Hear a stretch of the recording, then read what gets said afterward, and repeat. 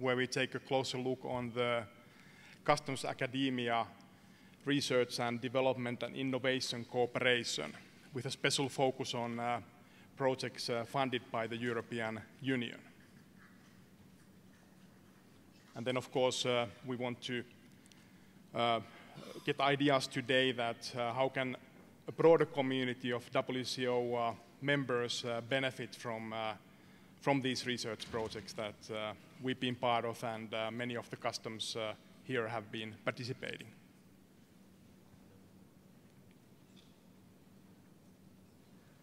So we have 3 panelists today, and I would ask them each kindly to present themselves briefly, and maybe we can also mention how we met first personally. So let's start with Wes.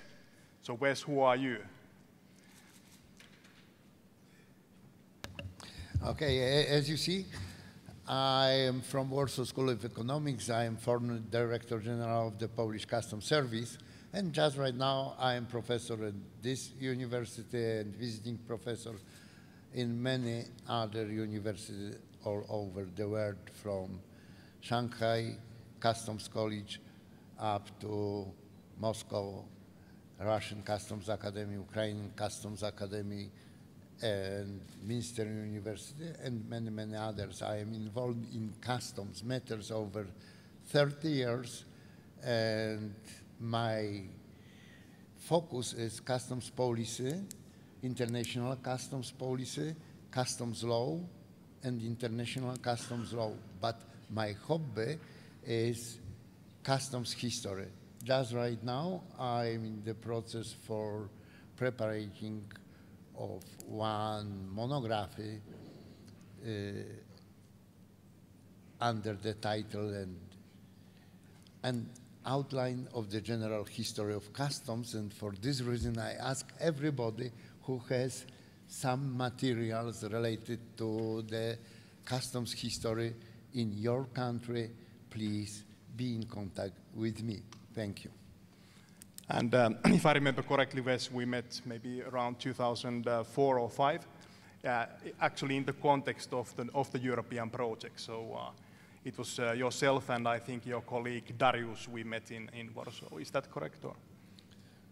Oh, yes, yes, but the former, our cooperation during the LOCSEC project, I work with my assistant Ewa Gwardzińska, and I think that it was enough good experience which we can to use for the today okay. project, because many problems which arise in that time is still existing today, and maybe that are much more difficult to solve than it was before. Okay. Okay, and Andrew, please. My career is a bit more mixed. I used to be the Deputy Director for Trade Procedures at CITPRO, the UK Trade Facilitation Agency, which sadly is no more. But while I was working there, almost next door to my office was Birkbeck College, University of London, and my day job, which was to ask, what is government doing to make your life miserable? I could turn it into a PhD, and it was my making. I then joined the University of Nottingham University Business School. So it's one of the United Kingdom's top 20. It's a Russell Group university where I had tenure for 9 years. Although more recently I now have an honorary affiliation with them.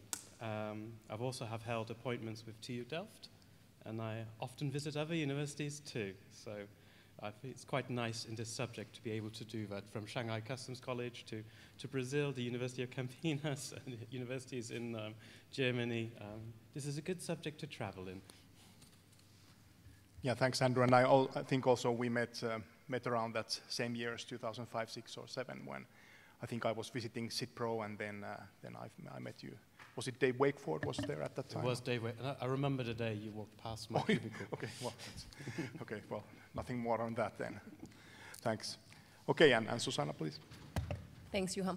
So I have currently 4 different affiliations, One of them is that I'm the scientific assistant at the University of Lausanne. I'm the head of educational materials at the Cross-Border Research Association. I'm also a PhD candidate at the Warsaw School of Economics, and I have the pleasure that Professor West is actually my supervisor. And I'm also actually I'm on a leave from the University of Costa Rica. And how I met Juha, well, we were met through a mutual colleague. He was the ex-Vice Minister of Foreign Trade from Costa Rica.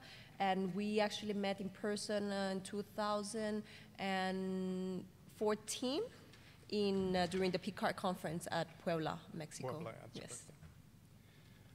Okay, thanks for the introduction. So my name is Juha Hintsa. I'm researching supply chain security and trade facilitation since 2001, and I have the pleasure to be cooperating with WCO since 2002, as I will show in a bit more detail in a moment. So welcome all panelists, and like I have explained to you, we have a common slide set for the panel today. We will show a couple of slides with Susana and myself, and then after that there is a discussion with the panelists, later with the audience. So we will see as it goes that how the flow builds up.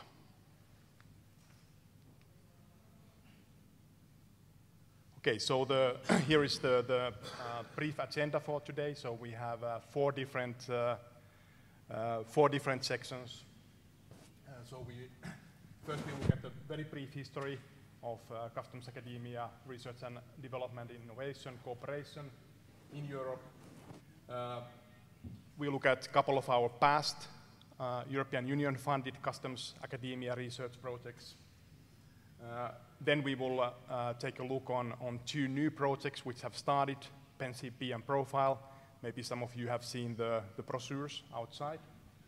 And finally, we will brainstorm a little bit about future projects and how WCO members could be more participating in the projects and benefiting from the results. Close. Okay. Okay, thanks. You went backwards. Oh, backwards. Yeah. Okay, so brief history of time. So, knock knock. Who's there? Academia. What do you want? Joint research project. We are customs, go away. So that was how it started in 2002. So fortunately then WCO opened the doors fairly soon, and we could get into some small research. But all in all, when we talked to customs in Europe until 2007, it was fairly one-way street. We went back. Another way. So as of 2008, we really started to get partnerships. So customs like the Dutch customs, Belgium customs, a couple of others, they really started to become interested on these common projects and starting to see potential benefits and joining some of the first projects like IT8, like Integrity, like LogSec and Cassandra. So there was clearly what we call the second era. And then I would say 2015 onwards, and hopefully to the long future, it's now the third era where customers are actually even coming sometimes to academia asking for ideas for new proposals, potential for funding, and very importantly, customs has been now starting to share the user needs and requirements for new technologies, for new processes, for better detection of illicit goods in containers, laboratory equipment, which are more accurate, and many other things that we will briefly touch today. So this is how I would characterize the three eras of customs academia, research, development, and innovation cooperation. I would also like to thank WCO very much for all the cooperation, including some small studies that were mandated and funded already since 2002 on customs data model, on 21st century supply chain, on customs risk management. So without those early day projects, I mean, it would be difficult to be here now together with more than 15 customs administrations who are contracted in projects with us.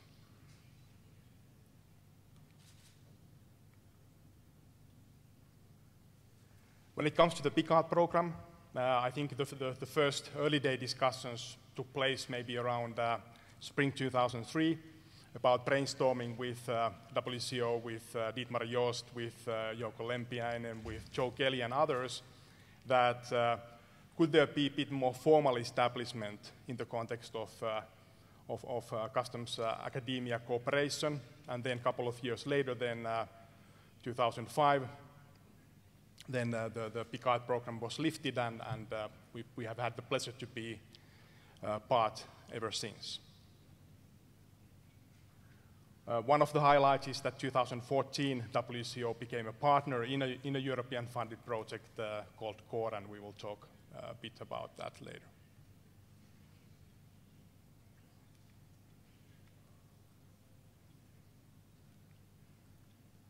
Okay, let's move then to the second part. So the couple of examples of the past projects.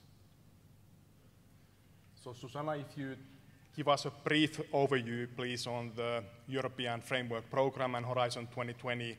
What is the program about, and what does it enable customs and academia and industry to do? Yeah, sure. So Horizon 2020, or H2020, is actually the EU biggest funding for research and innovation so far. So basically they have a budget of around 80 billion euros in a time span between the years 2014 and 2020. And the idea is that they want to fund projects or breakthroughs or discoveries that you could actually bring from a laboratory or lab or paper to actually to the market. So as you can see in the screen, there are 6 different topic calls, and one of them is called Secure Societies, with 7 different priority challenges. And one of these priorities challenges is actually called Secure Societies, Protecting Freedom and Security of Europe and its Citizens. And the idea is that it will try to fund projects that has to do or related to dealing with trafficking of illicit drugs, smuggling, terrorism, crime, and any other security-related issue. So out of these 80 billion euros total, I think around 1.5 billion is allocated to secure societies. So of course it's much broader than customs only. It covers border guards, police, first responders, but it's a very important policy area, and so these are the kind of the ballparks of the budgets which are available for the common projects.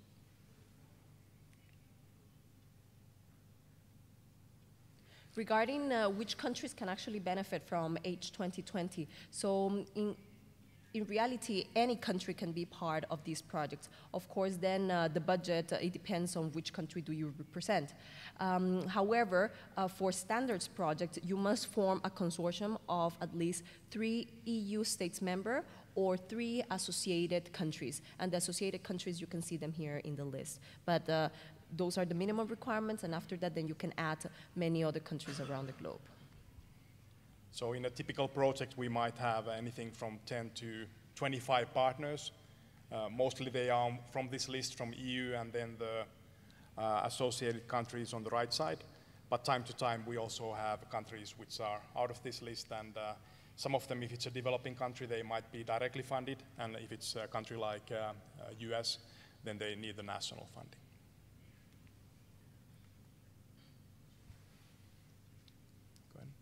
So here is an example of a recent project that we will be talking about a little bit later. We call it PAN-CP, the Pan-European Network of Customs Practitioners. As you can see in here, we have at least 13 customs administration partners.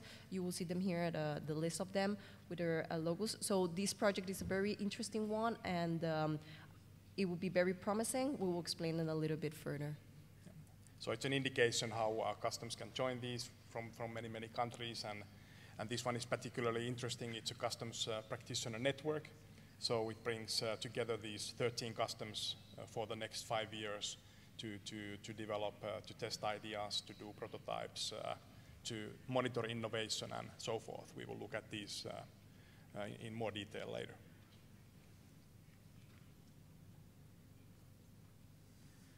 So then I would move to our colleagues on the panel and just ask on high level your experiences on our previous projects.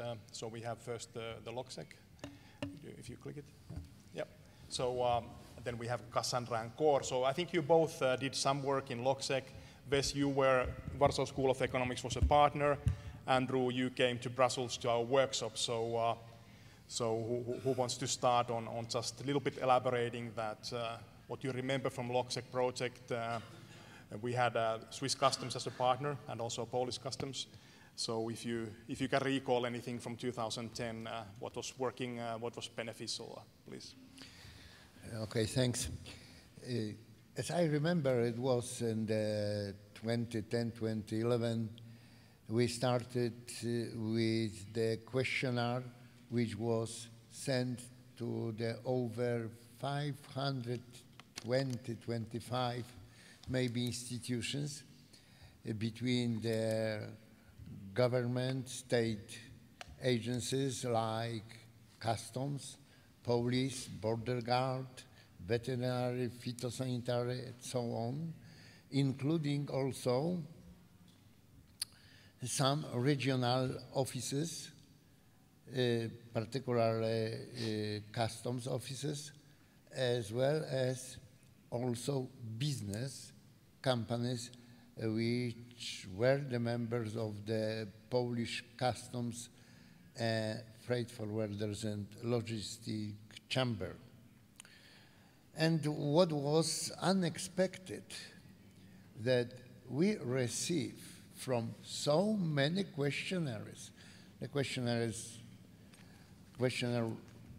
was not broad, with many questions, very detailed, but we received only 4 fulfilled questionnaires back. And for us, it was unexpected. We started to discuss what was the reason for this phenomenon. We know that it's very difficult, but approximately the answer and feedback from this kind of field research is approximately 10% answers. It was 0.2, 0.1. Why? And I think that it's the first question what we have to take into mind in today's project, because the barriers and the reasons which existed in that time, the first one, that the questionnaire was very broad, with dozens of questions, very detailed. I think it's necessary to keep into mind that we are going to cooperate with state institutions which aren't dedicated to the science. There are administrative institutions which should solve current problems. In some customs, there is an analytical unit which should be our partner, but in this situation, it's necessary to explain for our partners the reason for what we are going to make this project and what should be or could be the benefits from our common work. The second, what we indicated, it was that in that time, in Polish institutions, it's still the same situation, was and is lack the personnel who should be, or person who should be for cooperation with us. It's also necessary, just right now, when we'll meet in 2 weeks in Switzerland, to discuss this problem with our partner from these custom services. The third one, and maybe that is the most important, that is legal regulation for each of our partners as customs, police, border guard, veterinary, and so on, state agencies which should inform us about the questions what we ask in our questionnaires. Each of these agencies has the special legal regulation in which is underlined that if somebody asks for any information, it's necessary to take into account this secrecy.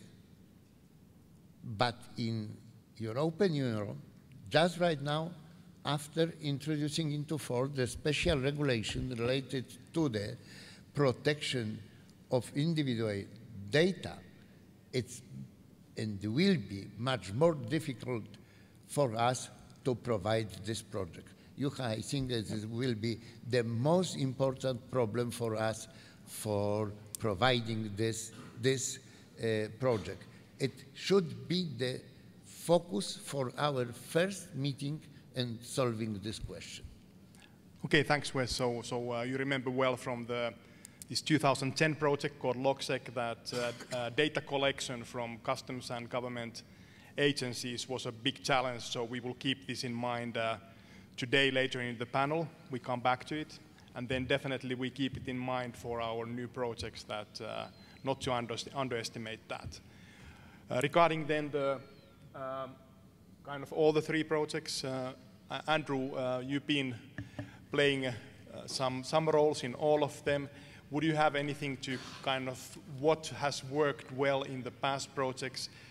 Did we manage to bring customs and academia close together, or was there some hiccups that we can learn for our future projects? I mean, the projects have been fantastic in the sense that they brought researchers to customs administrations and, of course, businesses together in a room and apply themselves to some very practical problems. And some things, I'm just thinking on my work with CORE, for example, suddenly it's possible to develop an electronic phytosanitary certificate before it was a paper document. And it allows innovative ways of how to change controls and develop and play around and provide proofs of concepts of doing things differently that would not normally be possible if this network of people hadn't come together. And those networks are quite powerful. I mean, as researchers, we live and breathe. We live and breathe anecdotes. We learn from lessons. This is really, really nice. And there are some things that you could say might not work. I always joke there is trade, there's customs that has one level of red tape and bureaucracy, which we're trying to fix. But certainly as researchers, we face academia that has a different level of bureaucracy. Which can be quite challenging for us. So we might be measured on performance about publishing in journals. A friend of mine refers to this, you need to publish in journals that nobody reads. Because some committee decided these journals are really, really important. And as researchers, that's certainly where your promotion depends upon. And these are really difficult battles. I won't bore you with it. But it is exciting because as a subject, and we were talking about this last night over a drink, if you think about what customs officers do and you look at their history, they used to stand at the border and you have the image of the boom barrier coming down. And then with globalization, you have new types of ways of doing trade. You have modern supply chains with very specific objectives. It's no longer a border. It's something integrated with lots of partners working together. So governments need to think about if they want to control this, it's a different type of relationship from stopping at the border and stopping things. So suddenly there are exciting opportunities as researchers, we're revisiting theories in international relations, how governments relate with each other. And maybe it's moving from trade policy towards customs policies. We're also looking at maybe redefining supply chain management, itself a relatively new subject that started in the 1980s. But they always look at business-business relationships, at least in research. now, by including government as an actor, we feel like pioneers, sort of opening it up to the customs community and seeing that supply chains do not necessarily have to be between the commercial entries, but also include the public administrations.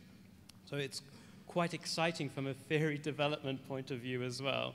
And we're looking at a very diverse set of subjects too. So it's about law, it's about supply chain management, it's about the nature of international relationships, and it's also about technology, and it's also about public administration. So we can bring 5 different subject fields together in this one specific topic of customs in the broadest possible sense. So this is where I get really excited, and suddenly I get more animated, and I can't stop talking.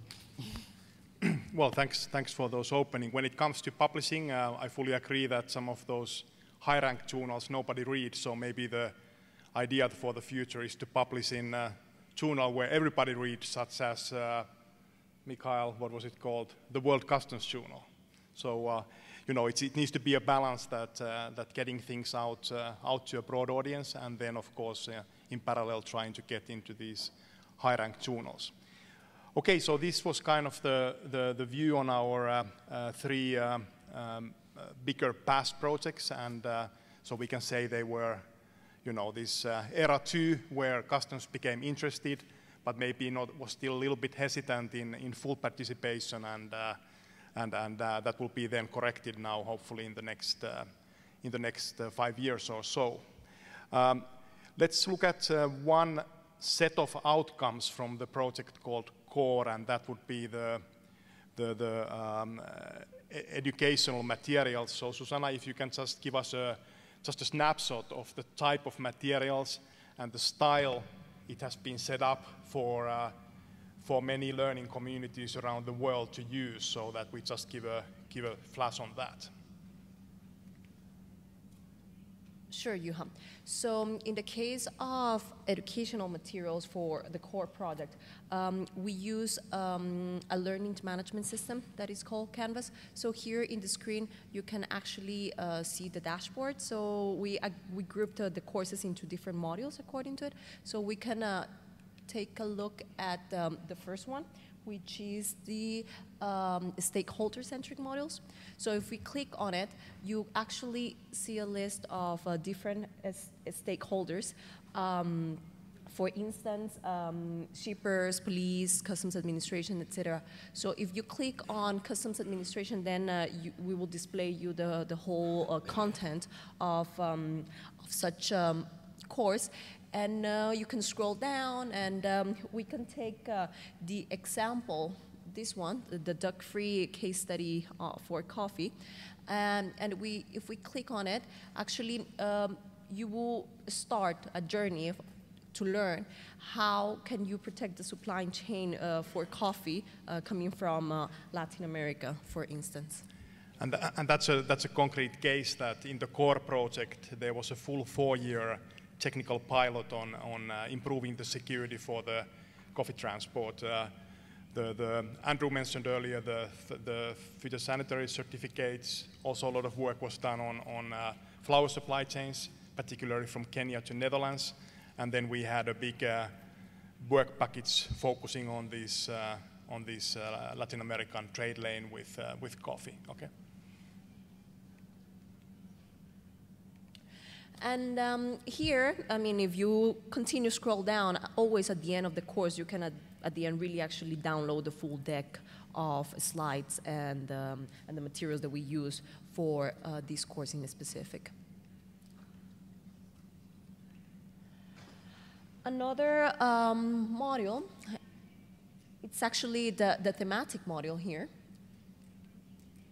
If we click on it, actually here it's an example of one of the modules. This one is a border agency cooperation. And actually this specific course, we imparted it for more than 150 customs officers from India. And well, besides having a comprehensive set of slides, then we also include speaker notes, as you can see here, below, where the student can actually learn and read about it and understand it more deeply of what is these different case studies about. So for instance here, we are showing the case studies between Vietnam and Laos of how did they implement the border agency cooperation in their country.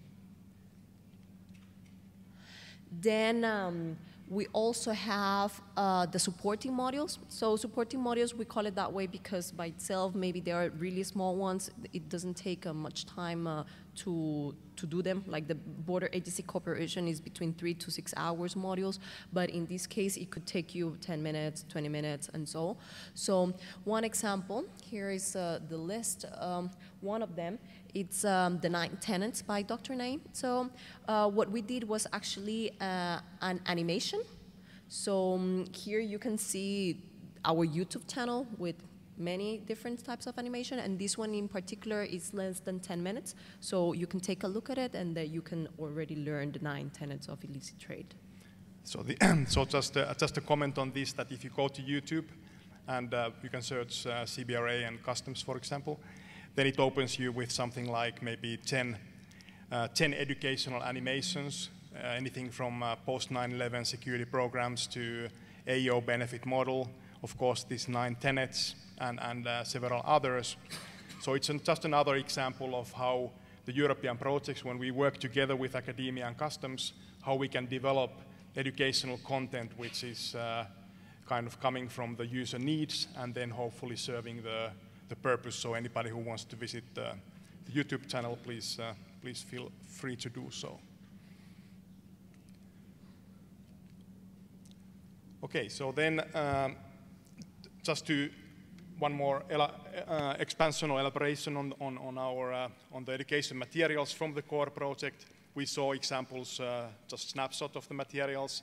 So what we tried in this project, because I think it was useful for customs, that we tried to become fairly comprehensive and broad on the different media and on the different categories of content. So you can read it, slides, quizzes, trivia questions, mathematical exercises, class and homework, animations, external videos, news, and then also full case studies, which we will not look at today, but they are also really interesting because you can have a 10 to 15 page full educational case study, for example, on setting up a trade lane between China and Europe with a data pipeline, with information visibility, with solving real managerial problems. So that was one of the message we got from customers early on, was that bring us real case studies, that you really have to dive deep and not just you know, superficial things. Okay. Okay, so then we would open kind of reflections now on this snapshot on this EU project called CORE, which finished in summer 2018. And maybe I ask first Andrew and Wes to just to give your reflections that materials which you just briefly saw and which we keep expanding now every year. How do you see the potential use in the customs community?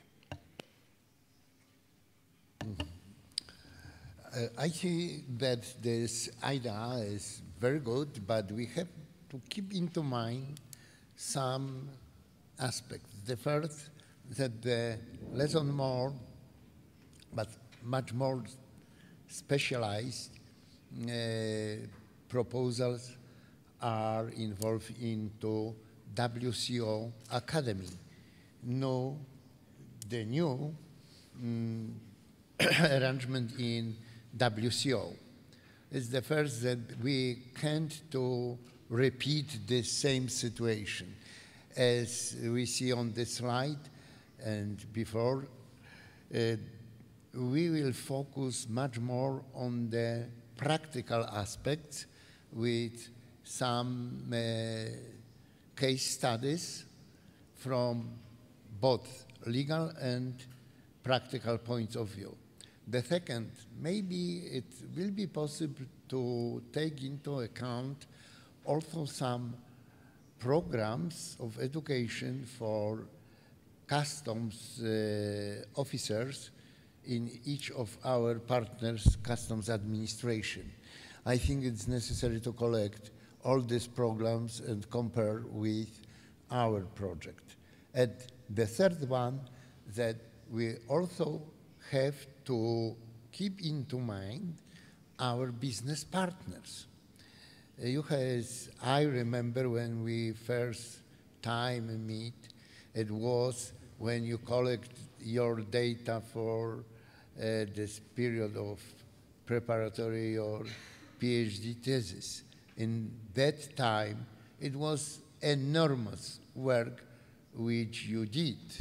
It was really very difficult how to collect it. And I remember our meetings during the meetings of International Federation of Customs Brokers Association, how it was interesting for our partners from business. It was much more interesting for these partners than for customs administration at that time. And step by step, thanks to your very hard work, we are here much more far from that starting point. But we have also to take the lessons from our errors and our troubles from the past. Thanks. Okay, thanks, Wes. And good that you mentioned the WCO Academia, so maybe later in the panel or then in the coming weeks that we could have some discussions with WCO if some of the content might be interesting. I don't know now all the details, how the academia is being built, but I think it could be a very, very interesting channel then, if there is some of the content is perceived useful. What are your takes, Andrew? I mean, it's a difficult one because as a community that looks after this specific subject, it's still evolving. If you compare it, let's say, with logistics or supply chain management, it has traction since the mid-1980s. There's several thousand researchers in that area. In the customs community, you can sort of count it almost by maybe 2 hands and 2 feet, just about there. We're still at the very beginning in that sort of context. But of course, the momentum behind it is extremely exciting, as I was alluding to earlier. And certainly as networks around real problems at borders and in the customs community and along supply chains evolve, the act of research provides an opportunity for learning. So certainly in my work, for example, most recently with CORE and TU Delft, where we looked at the flower supply chains between Kenya and the Netherlands, just by us meeting together and discussing things, magical things happening. So, oh, you did this in the UK on meat, we did this on flowers in Kenya. Did that work? Did this not work? And then suddenly, just amongst ourselves, we learned so much. And then occasionally, we find spare time, and then we can write an article, and it goes in the World Customs Journal. That's kind of nice. And then you sort of hear from people who teach that these articles are being used, and then suddenly students walk up to you and shake your hand. These are really nice things that can happen, and you feel very, very proud to be part of it. But I always have to remind myself, we're right at the beginning here, and there's almost a responsibility to make sure that if you feel dedicated to the field, that materials evolve, and case studies are wonderful ways for instructing, for teaching. In classroom context, though, certainly in my practice as an educator, I often realize that when we have experienced classroom participants, and then you can learn in that teaching environment a lot just by bringing those students together. And again, it's a wonderful thing to be part of. So this is where research and learning becomes a very blended activity. And I can only see a very bright future for everyone involved in it. It's certainly a lot of fun. Okay, thanks, Andrew. And I think because we had to start 20 minutes late, I think we will collect then the audience interventions towards the end. So let's continue.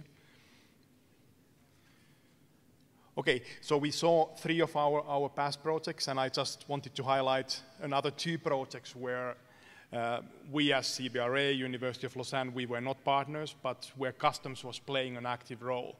So the first one is called Axis, which is an automated comparison of X-ray images for cargo scanning.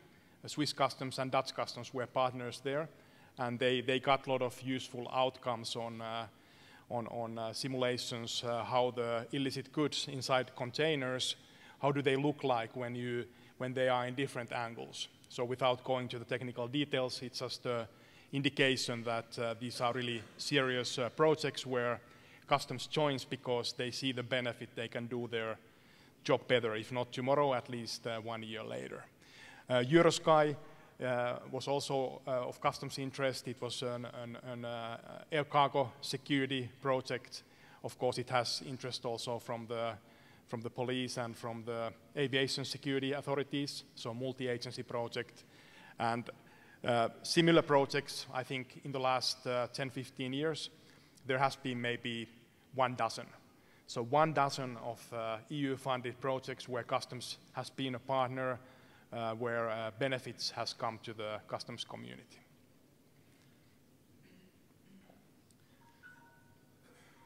Okay, let's move then to the part 3. So let's look at then our 2 new Horizon 2020 projects and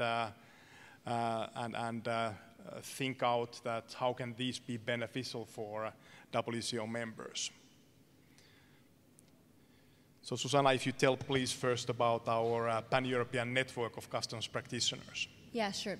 So this PAN-CP project, as we call it, has the vision to actually create a network of customs practitioners. And the objective is to use such network to translate customs security innovation and research into scalable, viable solutions, technologies, and also process improvement in the context of customs challenges regarding the new contemporary challenges of customs and border management security.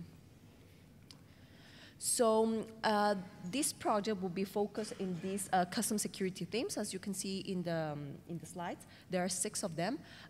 It's risk management and big data, detection technology, laboratory equipment, security performance, customs to customs and other government agency cooperation, and customs to business partnerships.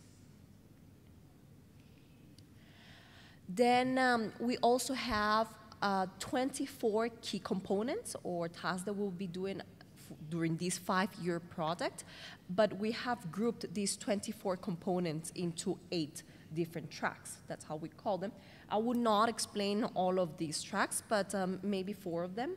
The first one, it's called user requirement track. So in this user requirement track, the whole idea is to collect needs, requirements, ideas, wishes of different stakeholders regarding how to improve customs security in the context of laboratory equipment, risk management, and detection technology. All of these ideas, then we will be prioritize them. Later, Juha will explain you a little bit about the community management system that we'll be using to manage this knowledge factory. And at the end, what we want is that these ideas do not just stay as ideas, but actually evolve to something else. So we will have our next track, which we call security innovation track. The idea is that we will be having grants, technology grants, meaning that some of these ideas will actually evolve and we will pick them up, we will prioritize them, and they will receive some kind of funding to actually create a prototype. So we will also have the New View grant, which is for universities. So universities can provide out-of-the-box different innovation ideas, also again for security context in customs, and we will also finance them to make a prototype of their ideas. Then part of the security innovation track, we also have an information observatory. Juha will explain a little bit more about it, but basically it's a place where we want to collect knowledge from different sources. So we want to collect the knowledge and actually give it to a broader community. So in a single place, you can take a look at different things that are happening across the world or even in different customs administrations of what are they doing, what innovative idea they are implementing. And we also will have a security innovation repository. That means that it's a single place where customs administrations or other stakeholders, they can look for technology companies that provide different solutions in security for customs security issues. And this could be, for an example where maybe it could be of interest to broader WCO community, that in the platform, in this community tool, we will then have a section where you can follow up the latest developments, product development, experiences, research projects, which really focus on tangible technologies for detection, for risk management, for laboratory equipment. So that's part of this second track. Then we have the... Then we also have the global outreach track, which is basically the way that we want to communicate all of the knowledge that we will be collecting from different sources and how are we going to actually expose it to people like you, for instance. So we will have the PenCP a website. We will also have a mobile app soon. This mobile app, you can download it in Apple Store, and the idea is that from there you can look at the latest innovations that we have been collecting in the Information Observatory. And we will also have a magazine that will be published 4 times per year. And then we also have the long-term sustainability track. So this is a H2020 project, and it's funded for 5 years. But our idea is that this kind of network should be more than 5 years, right? So during the 5-year projects, we'll be looking for ways to actually continue funding this kind of customs practitioner networks. Okay, so thanks Susana for the overview. So. It is a big project, and it's difficult to explain it in a few minutes, but the main idea is that we bring together 13 European customs, and we meet them regularly. We break into smaller working groups. We collect their user needs. We match them with security innovations on the markets. We help them to do pre-standardization. We develop further the education materials. We provide briefings to the key stakeholders, including DG TaxSud, including WCO, and then the global outreach and long-term sustainability. So a lot of small activities will take place during the next 5 years. And in concrete terms, in 2 weeks from now, as Wes was referring, we will all meet in Thun, Switzerland.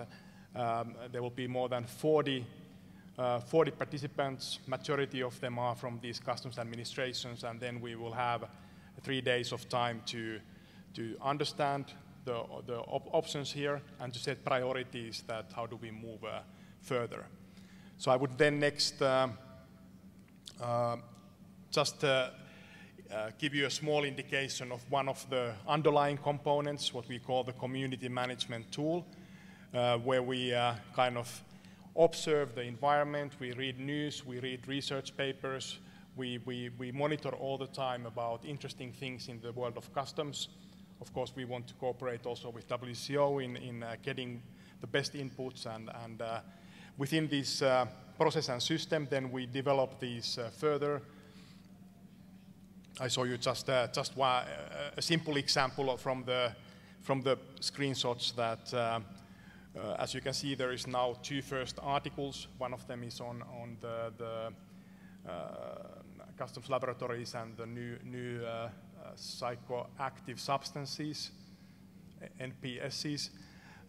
Very interesting project that was done in order to learn from samples of unknown NPSs,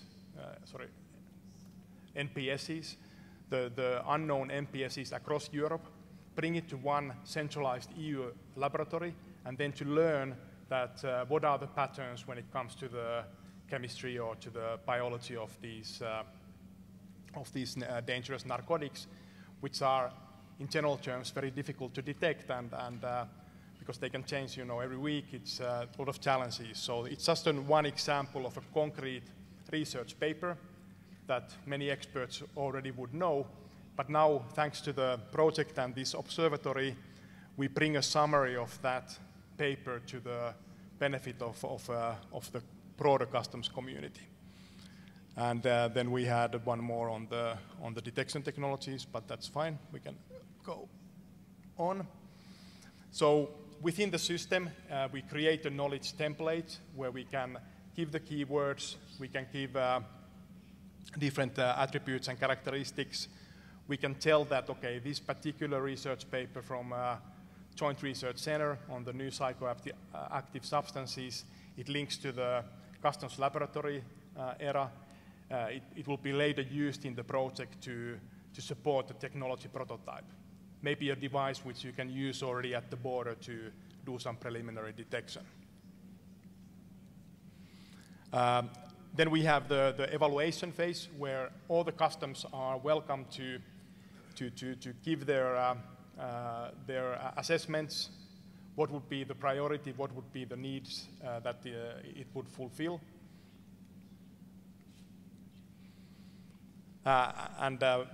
Like I said, then the prioritization comes at the end, and we call this kind of a knowledge process in the PenCP. So starting from anything we see out there, anybody has an idea for user need. I would need a better device which works in rain and in heat and in cold at the border. That could be an idea for user need.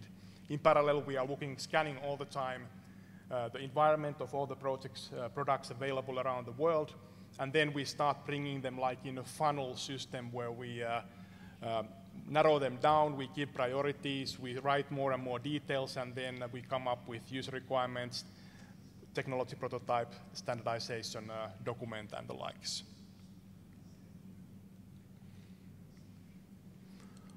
Okay, so then I would ask our panelists, Andrew and Wes, so just when you briefly now saw what we call the PenCP Information Observatory and the innovation monitoring process, just out of the blue, what is your first reaction that if we could provide access to part of this process and information, could it become beneficial for WCO members? In my opinion, I think that the first benefit is to know better about each other. Despite all this common situation related to the custom services, we have so many specific different situations, starting with the structure and the place of the customs administration in state structure.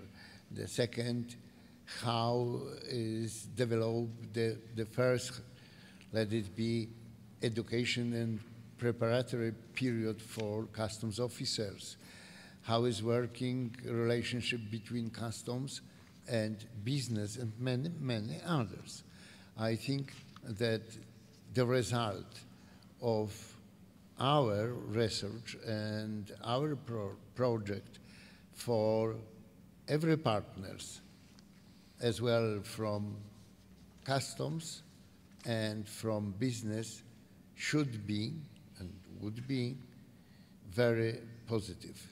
But I think it's very hard work before us, really. I believe that it will be very difficult work, because to coordinate at least 18 partners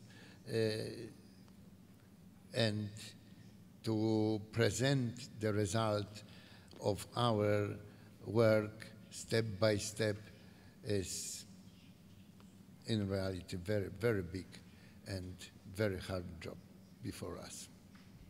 So but I am optimistic. We will do it. Well, we'll do it together, and you are on the same boat now. So for the next 5 years, we try to do our best to bring this information in a usable format. Andrew, what's your views? I mean, developing communities is really important. And it doesn't even have to be one community. It can be in competition with each other, because this is where dynamics evolve. And in a sense, by creating communities, there's certainly from a research point of view, it's not just about developing new ideas or solutions or doing experiments. A very key part of that is also about asking questions. So you might have a question, but you don't know what the answer is.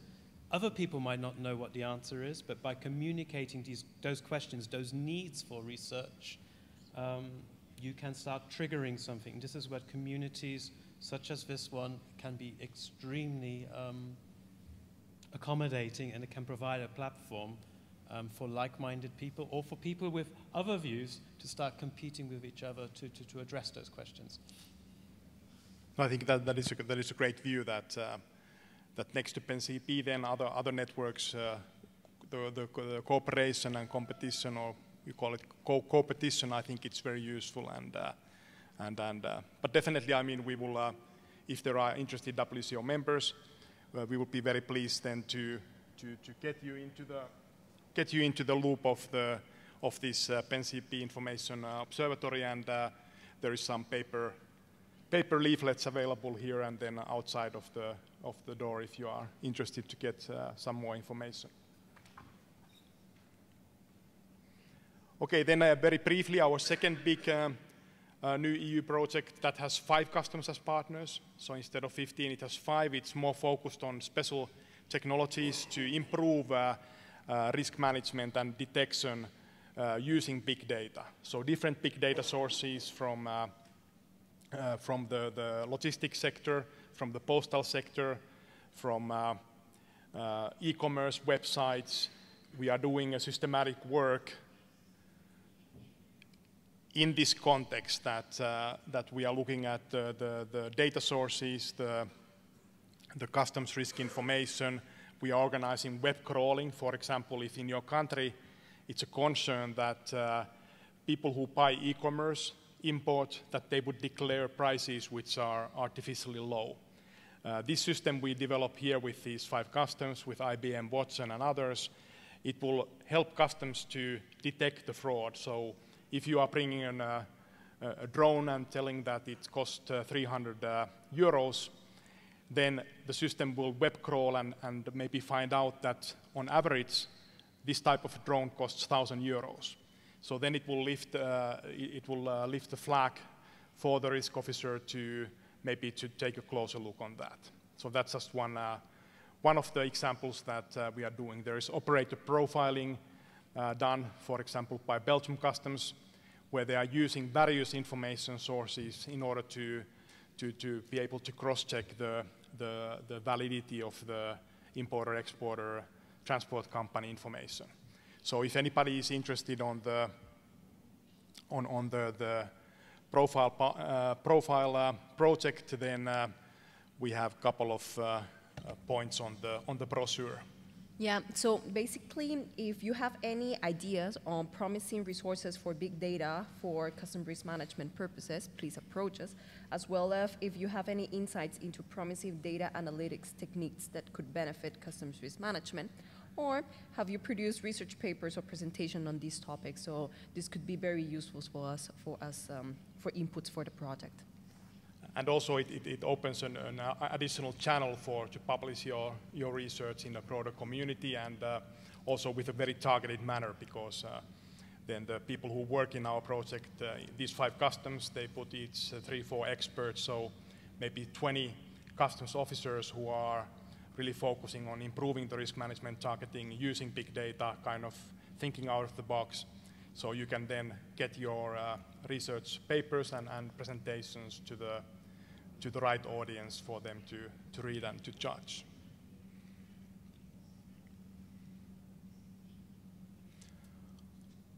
Okay, so then that concludes for the 2 projects. I think we kind of touched already with our panel that how to derive benefits, and then we leave the audience comments to the end.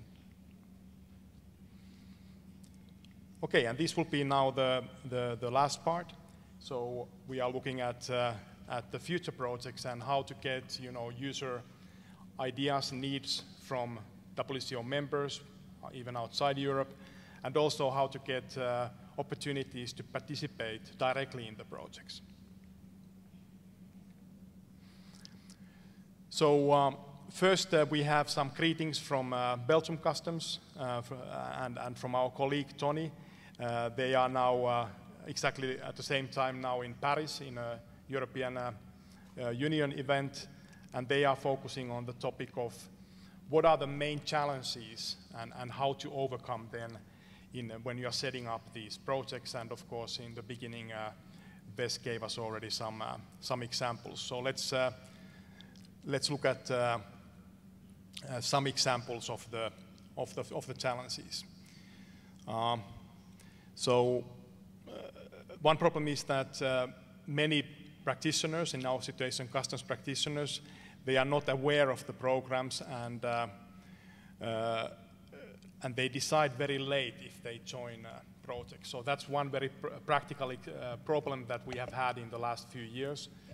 So we need to start moving early. So if anybody is interested to join a project, which proposal would be made in 2019 or 20, it's better to start already now as one tip that engage the key partners early on. The next one, I think I have to step now to the podium. The font is a little bit too small on the screen. On the second set of challenges, customs practitioners don't always share their needs and requirements in detail with the consortium, and they are not used to formulating arguments in the style of the proposals like Horizon 2020. So then it's very important that the coordinator speaks the same language with the customs, and you cooperate with trusted established partners. So therefore, the long-term partnerships, like we saw in the beginning, that things that started already 2002, they are really, really important. When you get if you get the positive funding decision, there is still a major legal hurdle that you need consortium agreement, you need grant agreement. There will be different views on intellectual property, then on GDPR, the General Data Protection Rule, what Wes talked about. We have struggled a bit, so we lost 1 or 2 months because of these hurdles, and we learned that it's very important for customs to have a national trusted contact. In Europe, we call it national contact points. So somebody that they can talk and ask the details about the contracts, what's the usual practice, are there any risks? So that's a good solution. And also, one can never underestimate the value of the meetings. Of course, we try to do a lot of virtual meetings to save time and travel cost. But time to time, the live meetings are really important. And in our situation, we know that 6 months ago, we should have brought all the lawyers together. So one day with lawyers from 5 customs, from our technical partners, IBM, BMT, and others, that would have speeded up. So it's a practical tip that don't get stuck into formalities longer than necessary. Once the project starts, there is, of course, with grant projects, there is reporting formalities, so including the potential audits. So that's something that customs is not maybe used to in this context. So being proactive in documentation, reporting, timesheets, they will be needed in grant projects, and then, of course, assigning responsibilities to key people. And then during the project, typical risks that why the customs academia cooperation doesn't then work for the next 5 years. There is problems in communication, there is lost synergies, everybody is doing their own things. So that's what we are trying to mitigate by having these reliable and tested communication platforms, like the one we showed with the example of the knowledge management with the paper on the Joint Research Center and Customs Laboratories and NPSs, regular meetings and so on. So many of these ways to overcome the challenges, they are similar to any projects, but there are several twists which come because customs, they are government agencies, they don't have a long history of being in these collaborative projects and some other reasons why it's important to tackle these challenges early on.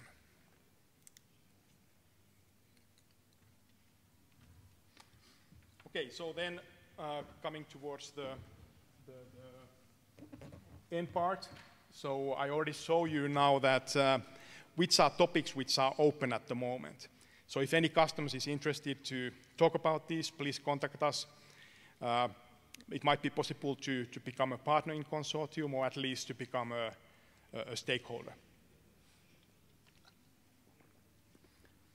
So if anybody sees any of these bullet points on security on board ships, maybe not a main customs topic, but definitely the goods crossing borders and the threats, that could be a very interesting topic. So these are things that will be open next year and in 2020, and we could apply in a team.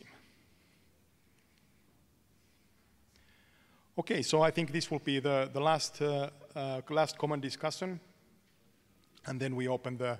So if I just ask very briefly from maybe Andrew first, that how we can drive, at least teams for the existing call topics in the future, or even influence the agendas on security policies and how customs links to that. So if any, just 1 minute, any ideas come to your mind, can you please share? And then we go to the audience questions. I mean, there's one key output that in most countries, researchers are obliged to make sure is that their research is of relevance. And if you come from an academic environment, one of the criteria for justifying your time and your research expense is to produce an impact statement. So this is where the business community and especially policymakers and international organizations can be really, really helpful when they provide support by explaining why the research is important, and especially in the context of customs. We have a very coherent community already here, and the WCO orchestrates that. By be able to define the value that research can offer to answering or even experimenting or playing around with certain questions is tremendously helpful in order to justify people who might be more at home in an academic institution to apply their time, and suddenly all their red tape disappears. It's wonderful when that level of support comes together. And I guess with the EU funding, in part, this barrier has already been broken, but in other parts of the world, support can really be helpful, especially from policymakers or businesses who say this could save us billions of dollars, and we will be better off as a result of this research. Okay, thanks, Andrew. And Wes, just briefly before we open the floor.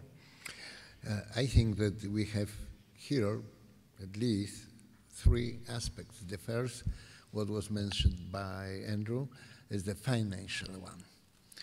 The second, promotion. It's connected how to bring this idea to the policymakers. But from my point of view, much practical is the first, to establish these teams and prepare some schedule for work. In the first period, up to the end of this year and maybe the first quarter of the next year, we have to know who is a member of each of the teams and how it should work. That it's practical organizational questions, and it, in my opinion, be very easy to solve it. But the second, financing, and the much more difficult, the support from policymakers, politicians, is, in my opinion, so long way how we can receive the positive results. The first one is organizational. When we have the financing, it's the first step what we have to do. Thanks, Andrew and Wes, for those comments. And then it's our last slide. So we just want to also highlight that, of course, the programs are available for universities in Europe, but to some extent also globally. And to facilitate this overall process and getting customs involved also from other countries.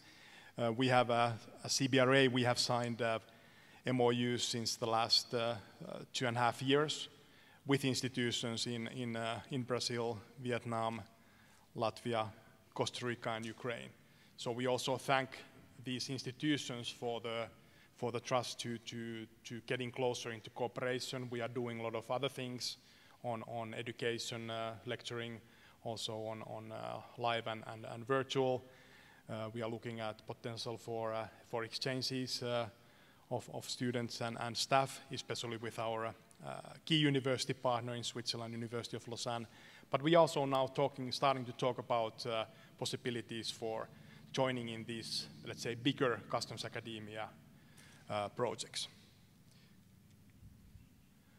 Okay, and then I would open then the floor for questions. We started, I think, 20 minutes late, so now it's 5 to 10, but maybe we can stay 5 minutes extra. So I propose that we take a couple of questions if there are any in the audience. Yes. May I take the floor? Because I think it's, in my opinion, it should be very positive and useful to keep our connection with the International Customs Students Association and organizer of this very, very interesting and high-level scientific conferences in St. Petersburg.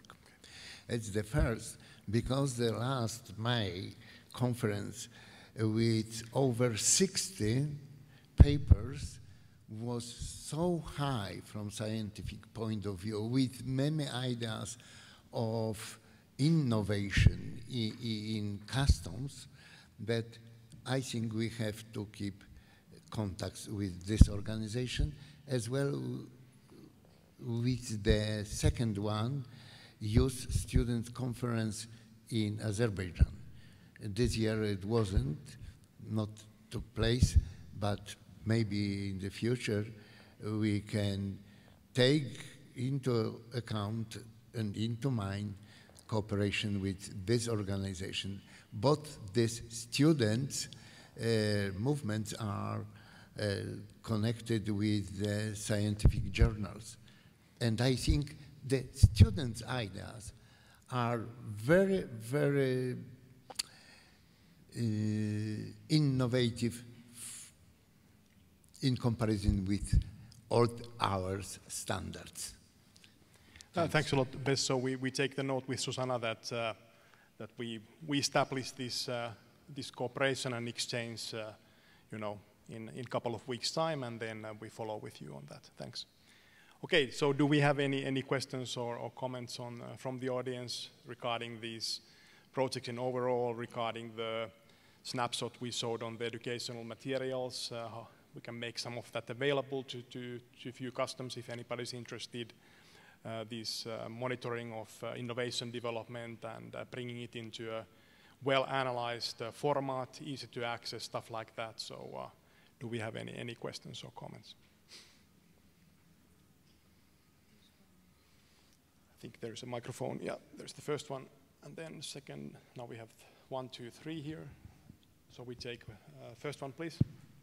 Thank you very much for the presentations. They are really interesting. I just looked at the second last slide and I was kind of concerned about Africa. Check that. And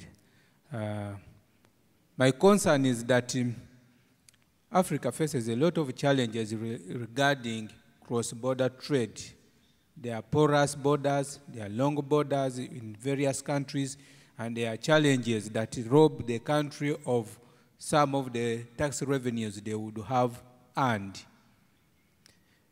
But the capacity of the African countries to do research and support governments to be able to improve on these challenges is still low.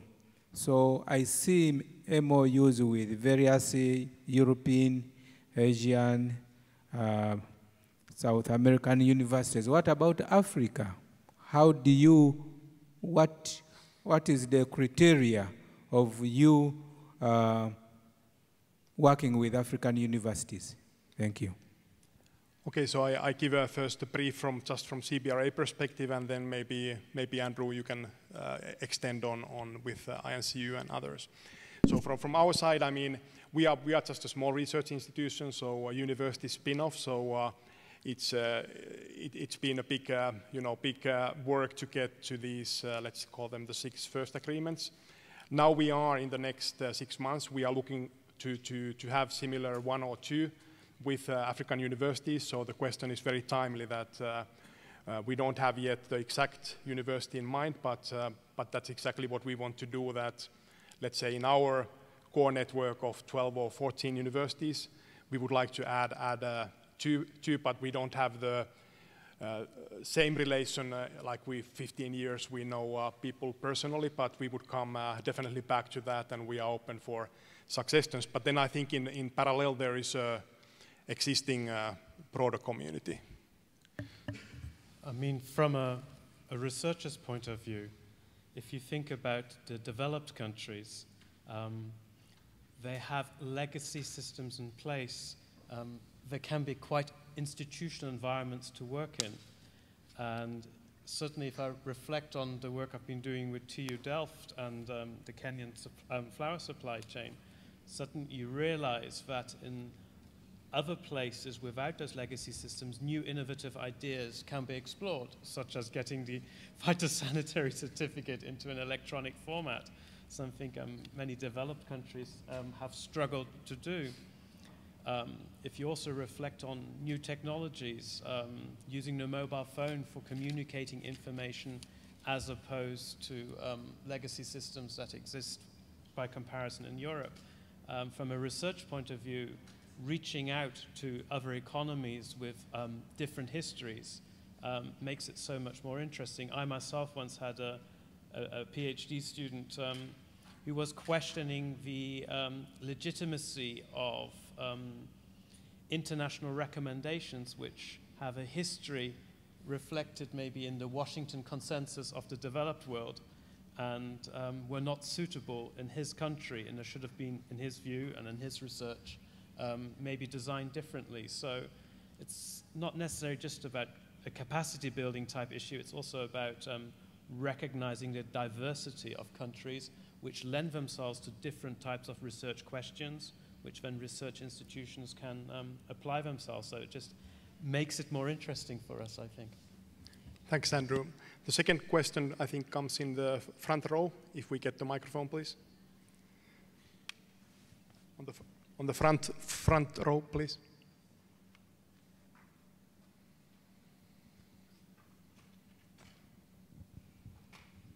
Je vous remercie et je félicite le panel pour ces interventions. Alors je dis ceci, hier je me réjouissais de la connaissance de PICARD qui n'est autre chose qu'une plateforme plateforme de rapprochement université et douane. C'est là où les chercheurs et les autres apportent des outils, des outils de technologie à la portée des services douaniers. Aujourd'hui, j'entends parler du projet Horizon 2020, financé entièrement par l'Europe. Et je fais allusion ici au projet Lausanne, Cassandra, Intégrité et Corps qui a été développé par Susana. Je voudrais savoir quelles sont les passerelles qui peuvent permettre donc aux pays d'Afrique d'avoir accès à ces outils-là et en général, en ce qui concerne les administrations douanières de l'Afrique centrale et pourquoi pas la RCA. Et deuxièmement, je voudrais que vous reveniez un peu sur l'Académie mondiale des douanes, sa création, quelle est sa vision. Je vous remercie.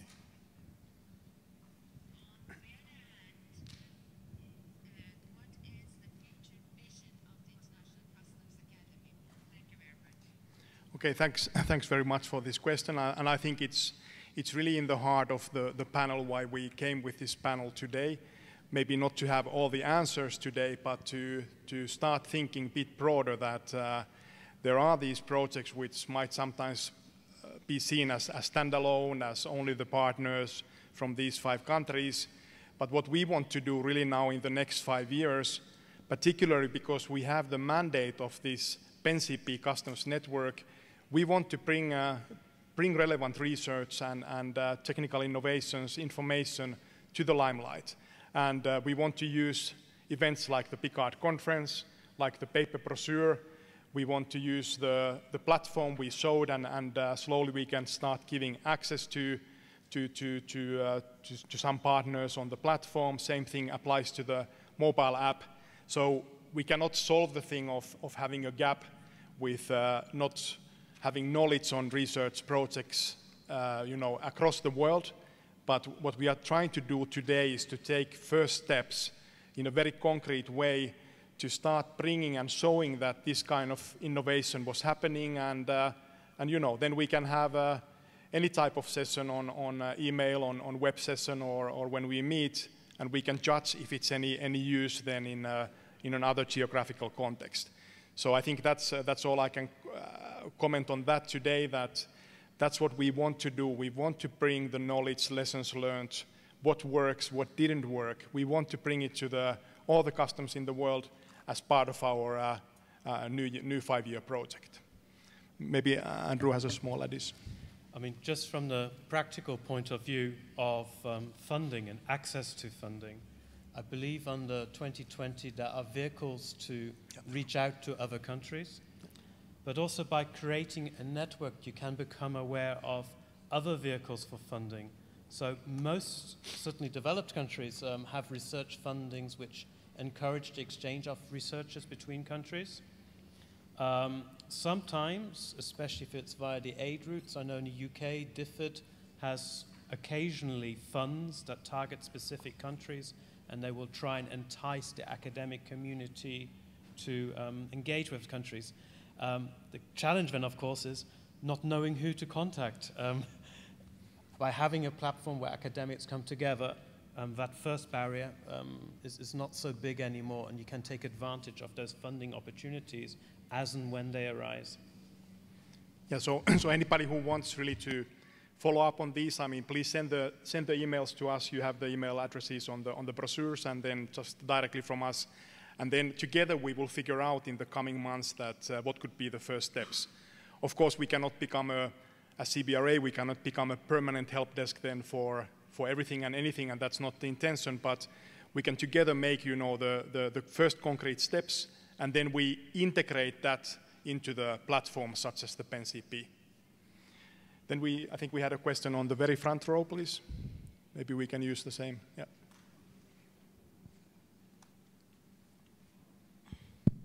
My name is Ömer Faruk Derinda. I am from Union. Bit louder, yeah. I think it's open, yeah. Okay, Ömer Faruk Derinda from Union University, International Trade and Business Department in this city locally, actually. And after the session, actually, I would like to discuss about with everybody here to discuss about future collaboration about the educational materials or so on. But I would like to know how you see the future of international trade and international customs collaboration, because we know that recently we are having some volatility based on international economics and political, some tensions. And in this regard, because I know that you are the most proficient experts here regarding to customs history and knowledge, and I'm curious about your insight, your projection, how you see the future concerning collaboration, because we know without collaboration and cooperation, it is almost impossible to vanish illicit trade and fraud. Okay, thank you.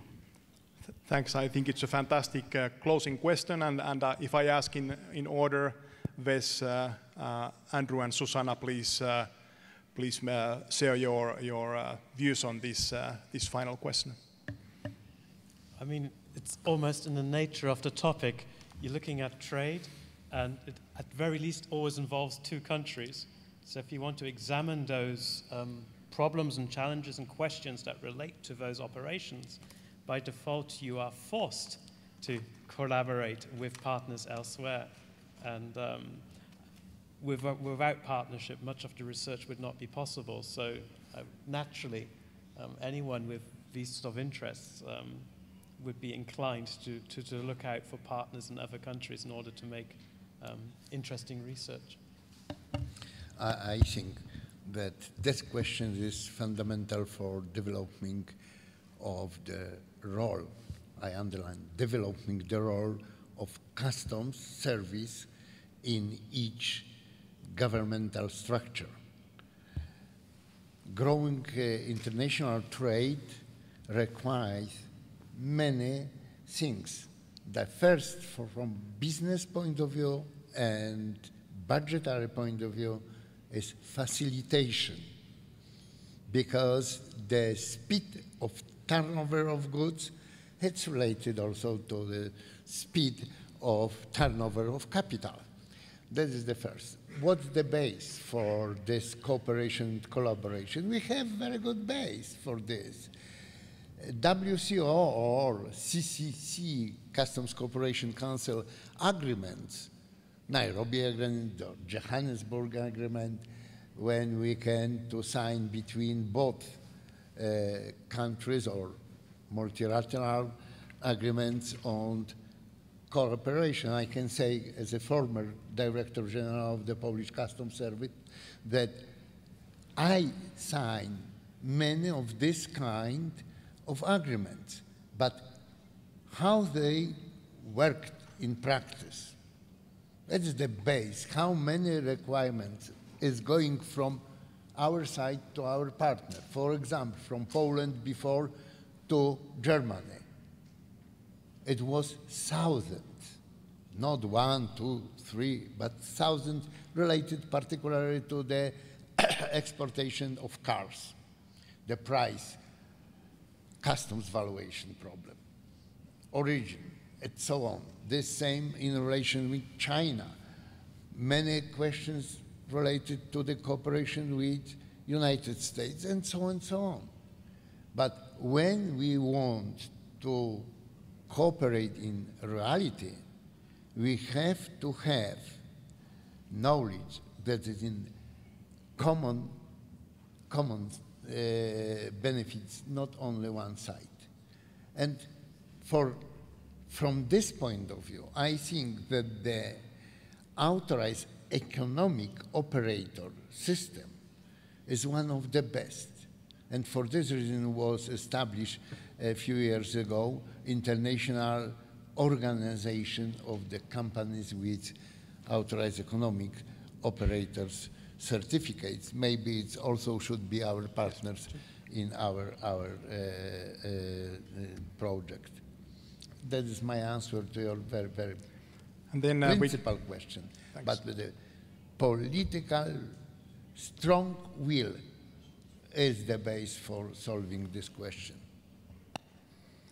Thanks, Wes. And then the last comments from Susana, please. Yeah, I do agree. I think collaboration has a lot of challenges. I agree with Andrew. He mentioned that, okay, for trade, you need two countries. And even for doing projects, research, innovation, etc., you need a collaboration of multiple partners. In our case, in CBRA, we have many ongoing and even past projects, and I think none of them would have been successful or would have been real if we haven't collaborated with different institutions, countries, etc. I know that it's challenging sometimes to find partners to collaborate, but I think that's why we have this kind of fora where we can meet each other. We're presenting this, so you can approach to us. We're willing to collaborate. Many of our projects, as I mentioned, we need people from different organizations to actually become the project successful. So you're welcome to join us anytime. Thanks. Okay, so I would like to thank the panelists, and thank you very much for audience for staying even this extra 10 minutes and afterwards and today. And then please approach us. We have still some brochures from our 2 main projects, and please contact us then afterwards by email and by phone. Thanks a lot, everybody.